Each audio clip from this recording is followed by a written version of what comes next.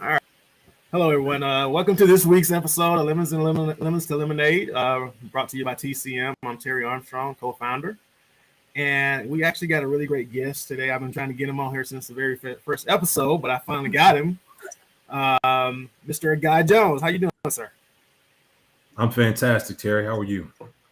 I'm great. I'm great. All right. I know you well, but I'm going to defer the introduction. So I think you can actually go down your long list of who you are and where you've been and what's been going on. So if you can kind of just introduce yourself to everyone, I really appreciate it, man. Yeah, it's not that long of a list. Just wanted to say before we get started, thank you for inviting me. I wondered when you extended the invitation, I was like, well, I'm not sure how much I have to say, but how can I turn down an invitation from you? So I grew up in DC, Okay. Southeast DC. Went to public schools, the School Without Walls High School, which is Okay. a wonderful alternative school where the whole city of DC became our classroom, and we went out into the community to learn. And so for biology class, we meet at the zoo, the Museum of Natural History, and Mm, so on and so forth, and a lot of internships with businesses around DC to earn school credit. okay. And then from there, I went to Morehouse College and studied chemistry. Okay. And then from there, I went to Peace Corps. And in the Peace Corps, I taught physics and chemistry, English as a second language in Namibia. It's a Okay. beautiful country in Southern Africa. Should be on everybody's list as one of the first to visit. It's just a really wonderful place. And then after Peace Corps, came back, worked for a couple of years in DC, did project management, budget work with AARP, and then business school at Michigan. Mm-hmm. Did my MBA, corporate strategy and international business, and then worked for a year in DC for a very large nonprofit that did what was called then social marketing. So it was when we take a health product and then we would apply all of these private sector marketing filters, uh, Mm-hmm. segmentation, targeting, positioning, product place, price, promotion, in order to make sure that people had access to healthy products or services. And then I went and did just that in Southern Africa for about 10 or 11 years, uh, Okay. running voluntary counseling and testing, running a fast moving consumer goods business. It was condoms that we were helping to make Mm-hmm. sure they were available and accessible to respond to the HIV epidemic. And then got bit by the entrepreneurial bug and Okay. ran got essentially a franchise to run a hair extensions business and Mm-hmm. salon. And so did that, managed to scale it from Johannesburg, had a location in Angola, opened up some distribution relationships in Nigeria, some in East Africa, and rocking and rolling, and then called back to the US by the company to help support marketing and sales. And so came back to the States and did that for a few years. And it goes on and on. So I don't want to bore you. Yeah, yeah. Well, actually, it's not boring, but you hit on a lot of spots there for me, man. Thank you for that. So I'll explain to anybody who's listening. The reason I wanted a guy on here is his perspective. He's one of the people I turn to for TCM when we have issues and we're trying to get things fixed and resolved and trying to figure out how we're going to make this work. And I turn to him because he has what you just heard. He's touched a lot of different things in the business world, a lot from a lot of different perspectives, and I find it invaluable. And honestly, everything he's told me has been like gold to me. So I really appreciate that, and I think people who listen to this, yeah, will benefit from that. But I like what I heard was a very good marriage between social missions and business know-how. If I for lack of better words, and I really want to talk, kind of start there, and just in terms of, um, you know, a lot of times when you're in business, you're trying to figure out, where's an opportunity, what can I do, and more importantly, not even, and that's just from the business perspective. But a lot of time what's missed is tapping into what really means something to you. To find an opportunity and to take what is a really situation or opportunity and really transform it into a business opportunity. You kind of grazed over quite a few of those topics real quick. So I'm gonna let's back up a little bit and just talk about just specifically like how you in your career, things you've done, married your social missions with some business opportunities, and figured out how to make it work and bring something to life. Yeah, so it's interesting, Terry. Entrepreneurs solve problems, and you can do that as a business person and make money, and you can do it as a person who enters the social sector. So you can solve problems that have a social impact. You can solve problems that have a business impact, and when it's really nice, you can do both at the same time. So you provide a product or service that has a human impact, but also is profitable. And so that's really when it's the marriage or the best of both worlds. And the thing I think about is how do you do it in a way that connects with your passion? Because when you go to solve problems, especially big problems, things get hard, they get difficult. And the more difficult it gets, the more it can wear you down. And when that happens, what you need in order to bolster you is passion. You need a passion about the problem you're solving, but more importantly, a passion about the people who are impacted by the problem that you're solving. Yes. So if you can keep the people first and keep the people in your crosshairs, if you will, in terms of like, how do I deliver this solution for these people? Then eventually the problems start to go away, right? They're not gone, but your focus is such that you're thinking so hard about how to solve those problems that those other challenges or distractions or things that felt really big before, they shrink. So, and I know you've seen that many times. Right? Yeah. It makes me think of there was a comment from the former CEO of Starbucks. Forget. I'm sorry, his name slips my mind, but everybody probably knows what I'm talking Schultz. about. Yeah, exactly. He said that he's not in the coffee business; he's in the people business. And when I heard that, I was like, that's so true. If you can find the human element or the people element in it, it makes it easier for everyone to kind of get behind, a mission. Because, at the end of the day, not everybody's going to get the impact of the big salaries or whatever it may be, but they can see the impact of how it helps people. Yeah. That's kind of been my belief, along the way. So I think, that's, I'm glad you touched on that. One of the things I did want to ask you is just kind of, you've had the benefit of working and being in two different worlds, the Western world and then in Africa. I'm curious in terms of the mindset of entrepreneurs and what, I'm sure there are challenges over there that, we have no idea what that may look like over here in our, in the Western world. So, you can give me a little bit of narrative around what some of that looks like. Yeah, it's interesting when you look at people who deal with entrepreneurs in the U.S. versus people who deal with entrepreneurs outside of the U.S. and the difference between the environments and how supportive the environments are. And but again, I think it goes back to that same axiom that if you're really focused on the challenge and the people impacted by the challenge, then you don't focus on what you don't have. And so I've seen entrepreneurs in Southern Africa and East Africa and West Africa, and it's just hard to outwork them. They even in resource constrained environments, what they do is they just figure out how to start.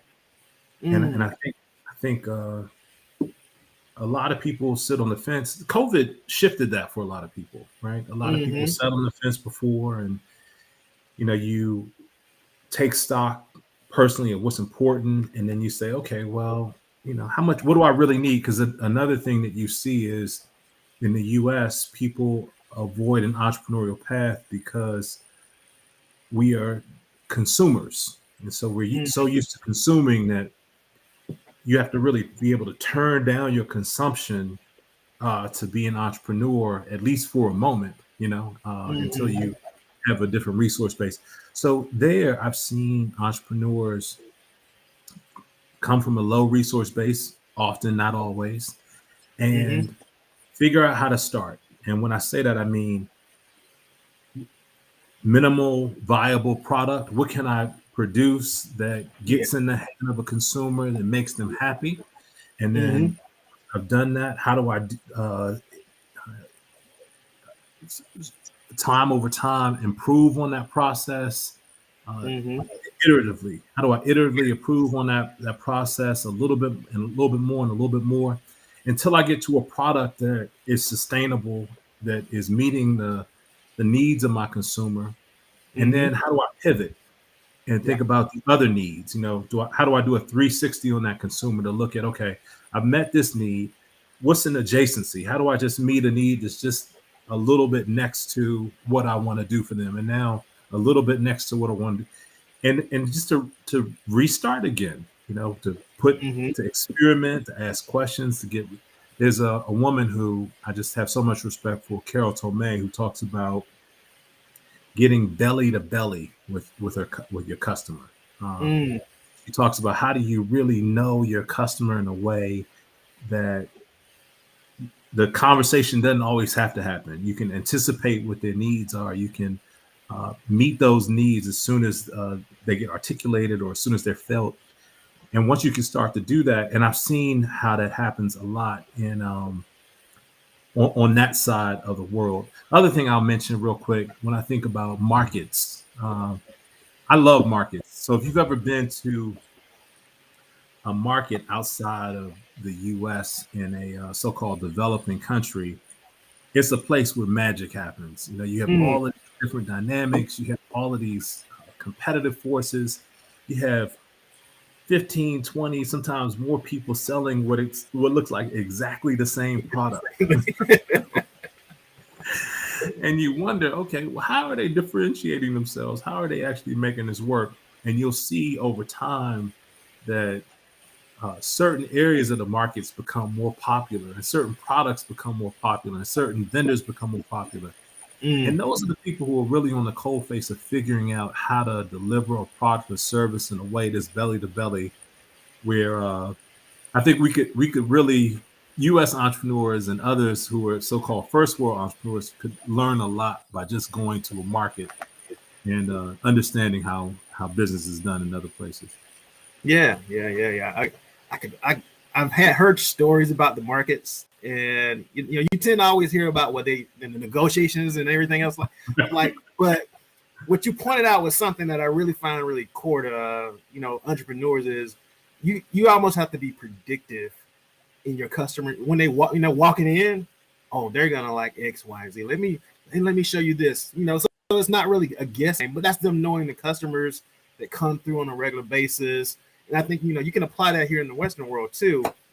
Is that don't get so entangled in what you want to sell, but more about what your customer wants to buy and what your customer really needs, and that you're always solving a problem. Your problem is not I need to sell. Your problem is I got to solve a problem for my customer and give them what they need and a fair value, so we can create a win-win situation. So I like that when you speak of other markets and other places in the world, they seem to have a really good grasp of that at a very foundational level. They understand every day I got to figure out what these customers walking through need. That's their reason for existing. For lack of better words. Yeah. So it makes me think about just in terms of this. When you think about entrepreneurs, what mindset, what skill sets should they be honing on a regular basis? If they're gonna, to your point, you pointed out something very good, is that you got to get started. That's one of those. I think I hear everybody saying is, you got to go. Just start. You figure it out as you go. So from your perspective, what are some of the things that entrepreneurs really need? When they're dealing with challenges, which every new business will have. What's the skill sets you really got to have in place? In your toolbox that you should. If you're not sharpening, you're planning on sharpening that tool because you're going to need it. Right. Well, so what I'll say to that, Terry, is go with the empty toolbox, right? Don't wait to fill up your toolbox. If you put anything in your toolbox, let it be cash because but the skills you need, you'll get along the way of the journey. And so I think so many entrepreneurs upskill and upskill and upskill. And what's really required is resiliency because, once you go to market with that plan, you're going to have to abandon it often and plan again. Yep.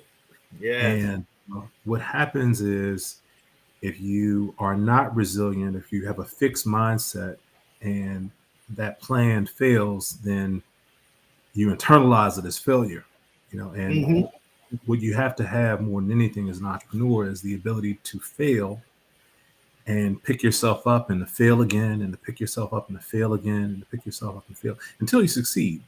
And you will succeed if you are driven around passion and desire to see change. And that works at a societal level.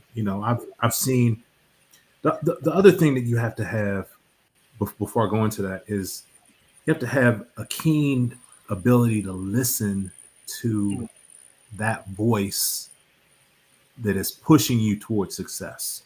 Right? It's the same voice that let you know about the problem that you want to solve in the first place, or the problems that you want to solve in the first place. And it starts off as a whisper, and then it grows and it grows and it grows. And a lot of times what we do is we turn that voice down. Right? Yeah. We're not turning the voice up and listening and figuring out how to respond and how to engineer a solution, or not even engineer a solution these days. Find out who else has engineered a solution and figure out how to innovate on that, or to get it to a consumer or customer or neighborhood more quickly.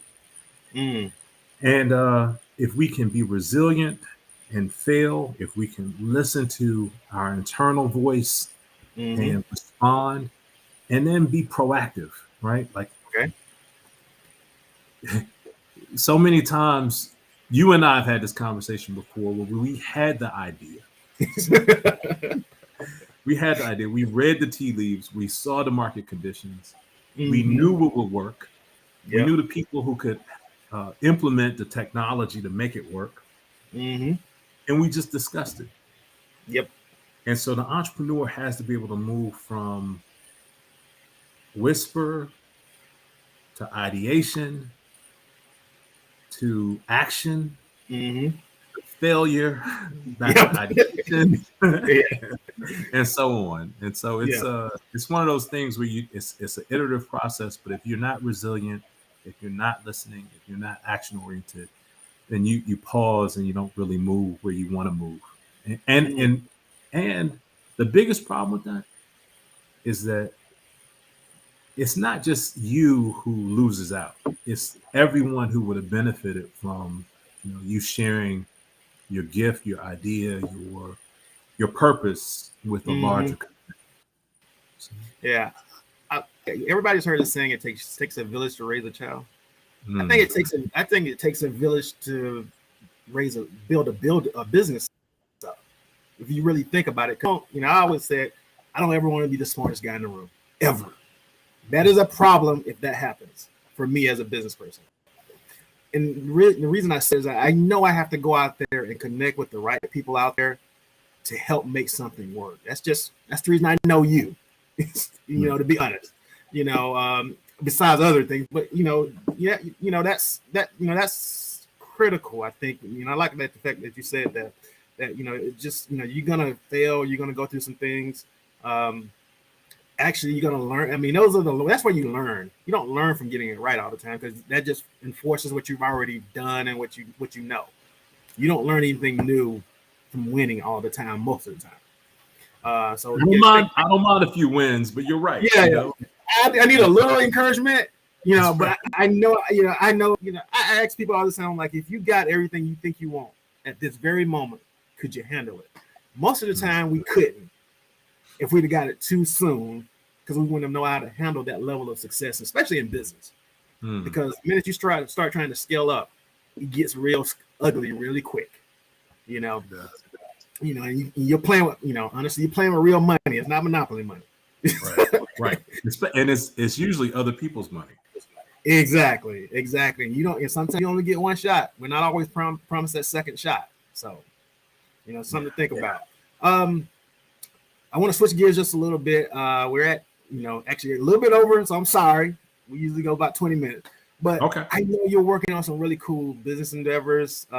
Is there anything you can share with us that just kind of gives them an insight of kind of where your entrepreneurial mind is going sometimes? Well, Terry, I have the things that pay me, and then I have the things that I pay.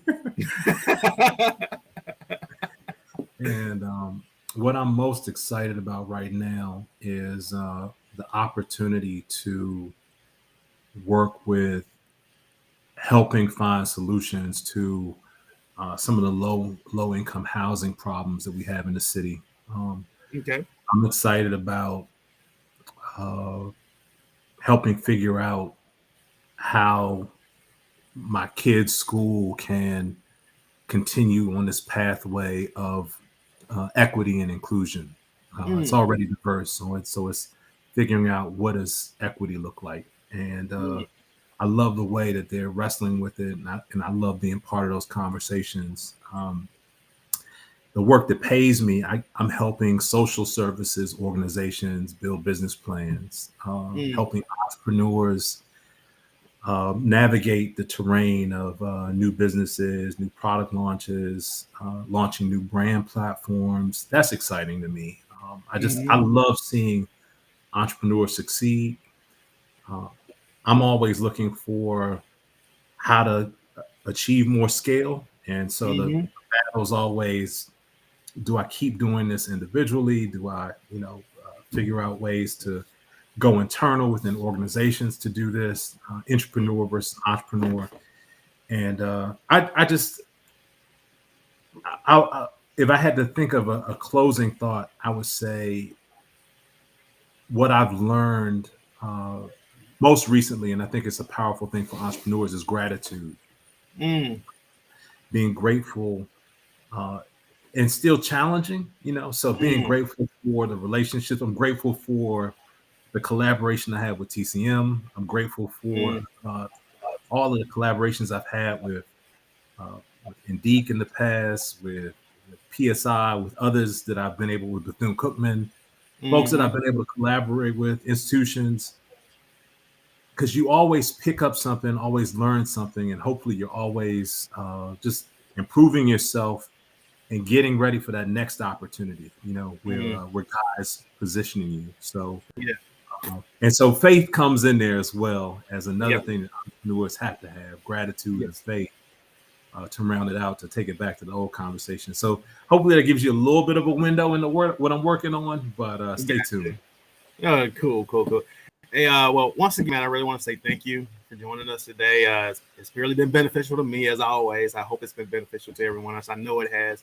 And, I'm looking forward to having you on here as maybe a panelist with some other guests as well, hopefully soon.